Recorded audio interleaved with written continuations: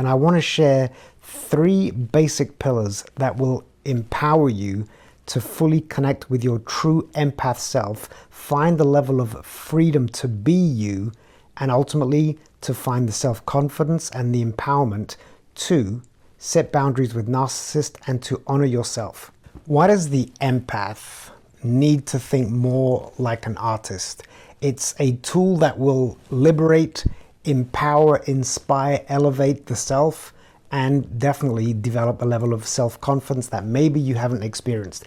Now, I want to make sure that we understand it's not about becoming an artist. It's purely about thinking like an artist. I happen now to be an artist in my studio, but I'm not encouraging you to start painting. I'm inviting you to think like an artist. The artist or the highly creatives, very much like empaths, are neurodivergent. We process information differently. We don't fit into society in the same way. We're not neurotypical. And so we have to accommodate our ways of thinking to not completely lose our sanity. And I want to share 3 basic pillars that will empower you to fully connect with your true empath self, find the level of freedom to be you, and ultimately to find the self-confidence and the empowerment to set boundaries with narcissists and to honor yourself. A lot of what I'm going to share with you today is based on my 2 books. I've written 7 books, but these 2 books specifically, one is titled Think Like an Artist. The other is titled The Empath Way. The first, and in the Empath Way, I share 3 pillars of ultimate empath empowerment. And the first pillar I want to share with you taps into creativity. The first pillar is know thyself. Know thyself. Truly connect, understand, allow your authentic persona to shine, to be. As neurodivergents, we face a lot of societal pressure to compromise the essence of who we are, whether it's in our childhood with a toxic, narcissistic parent. We compromise the essence of who we are to accommodate. We disconnect from ourselves. Disconnecting from the true essence of who we are is terribly crippling. It disables our ability to truly shine and function in alignment with who we're meant to be. So you've got to truly take time to invest in understanding who you are. In both books, this is a major talking point. In Think Like an Artist, I truly break down strategies to allow you to connect with the essence of you. Ask yourself this: do you truly believe you are living authentically, or are you aware, highly likely, that you have compromised, you have been a people pleaser, you have you have compromised your own needs to minimize conflict? You've learned to maybe say nothing despite seeing and noticing everything that's going on around you. And again, why are we neurodivergent? Because we see, we notice, we feel, we sense, we observe, we grasp, we understand that which the average person does not see. So all the information, the wisdom that we accumulate, it's very hard to share with society because nobody gets it. When we share it, they think that we're maybe a little bit crazy. So that's why you've got to truly connect with who you are, not who circumstance, societal pressure, societal norms have forced you into this corner of living small, dumbing down your natural light that was meant to shine. So that's it. The first step is you've got to learn to understand who you are. Know thyself. Start to live more authentically. Now, when I say authentically, that doesn't mean live and be you with reckless abandon and disregard for everybody else. Authenticity means I understand who I am. I understand how I react or not react impacts those around me. So I'm aware of who I am. I can be malleable. I can still adapt. It's not this reckless, this is who I am and take it or leave it. No, it's a question of I know who I am, and today I choose for the greater good to say nothing. but I'm not cornered into saying nothing out of fear. It is a conscious choice. I'm going to make these choices. I'm going to behave this certain way because I choose to, from a place of empowerment and a place of confidence, rather than a place of timidity, of being too overly humble. All right, so know thyself and live authentically. Step number 2, about thinking like an artist. Through your creativity, you become highly adaptable. Survival of the fittest. It's not the survival of the fittest, it's the survival of those who can adapt, who are malleable, who are flexible, who can change their opinions, who can change their perceptions, who can change their behaviors because they are not stuck in what's called cognitive dissonance. You can change and adapt, again, not by societal pressures, but by choice, through information, and through just simply being flexible. Your creativity, your flexibility will develop what is really ultimately bullet point number 2, resilience. Bullet point number 2 is resilience. And boy, do empaths need to be resilient. We are bombarded by narcissists everywhere we turn. We are oftentimes misunderstood, despite we understand everybody. For the most part, very few people understand us. So we have to be resilient. And the foundation of resilience is the ability to be adaptable. How do we become adaptable? Through a creative mind. And what does a creative mind do? It taps into imagination. And through the imagination, the positive imagination, we are able to envision where we're going, what needs to be done. We can envision a very specific outcome that we desire. We can envision a path to growth and success. We can imagine and envision a path to breaking free from the toxicity of your parents, breaking free from the generational trauma. We can problem solve. That's all built on the foundation of imagination. One of my favorite quotes, logic will take you from A to B. Imagination will take you everywhere.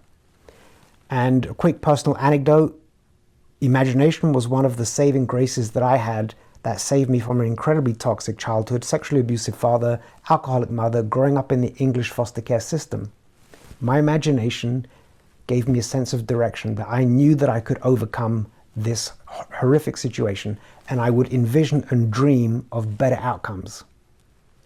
When I was caught up with my incredibly toxic narcissist ex-girlfriend, which put me down this path of helping others find their true selves and be empowered, I had to start imagining ways to either combat the abuse, to find ways to break free, and it was all based on I had to imagine it, I had to be adaptable.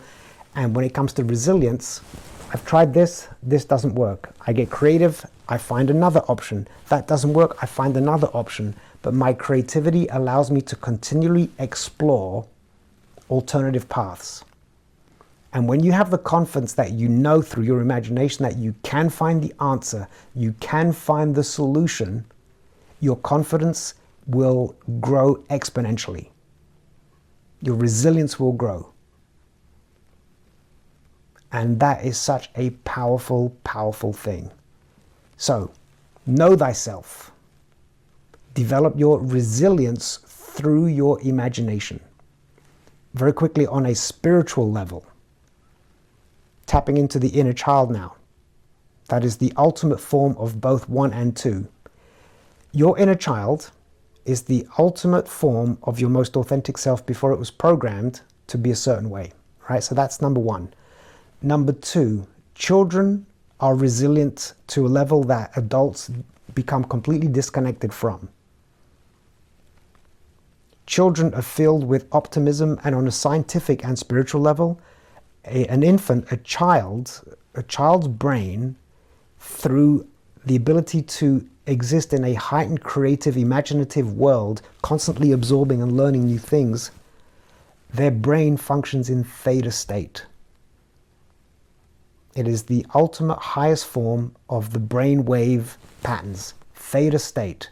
And so in tapping into your creative inner child, your imagination, you are reconfiguring your brain to find a level of peace, alignment, which goes back to authenticity.